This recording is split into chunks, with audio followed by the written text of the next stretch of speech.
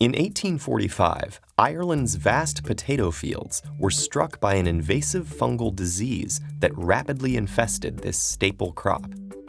The effect was devastating. 1 million people died of famine, and over 1 million more were forced to leave Ireland. Nowadays, we avoid such agricultural catastrophes with the help of pesticides. Those are a range of man-made chemicals that control insects, unwanted weeds, funguses, rodents, and bacteria that may threaten our food supply.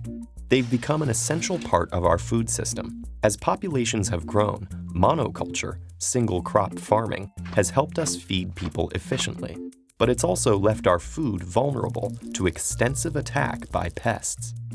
In turn, we've become more dependent on pesticides.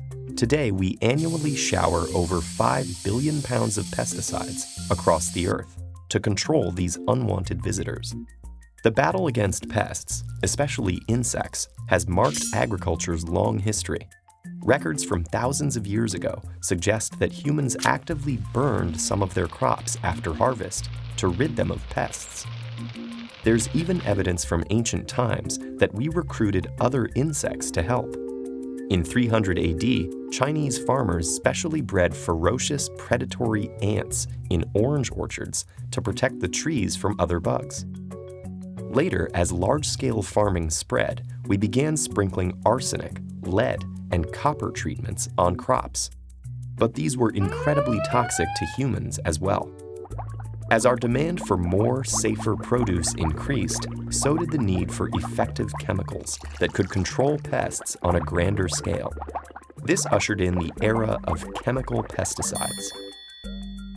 In 1948, a Swiss chemist named Paul Hermann Müller was awarded a Nobel Prize for his discovery of dichlorodiphenyltrichloroethane, also known as DDT. This new molecule had unparalleled power to control many insect species until the 1950s, when insects became resistant to it. Worse, the chemical actually drove dramatic declines in bird populations, poisoned water sources, and was eventually found to cause long-term health problems in humans.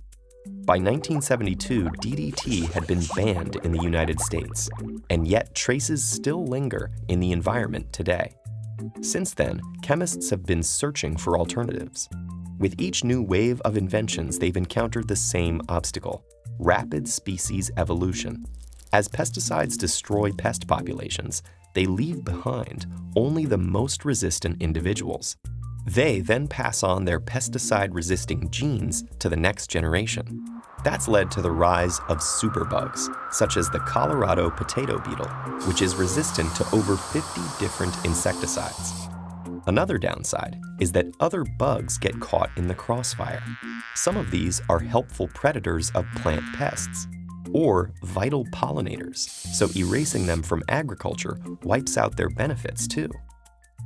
Pesticides have improved over time and are currently regulated by strict safety standards, but they still have the potential to pollute soil and water, impact wildlife, and even harm us. So considering all these risks, why do we continue using pesticides? Although they're imperfect, they currently may be our best bet against major agricultural disasters, not to mention mosquito-borne diseases. Today, scientists are on a quest for alternative pest control strategies that balance the demands of food production with environmental concerns.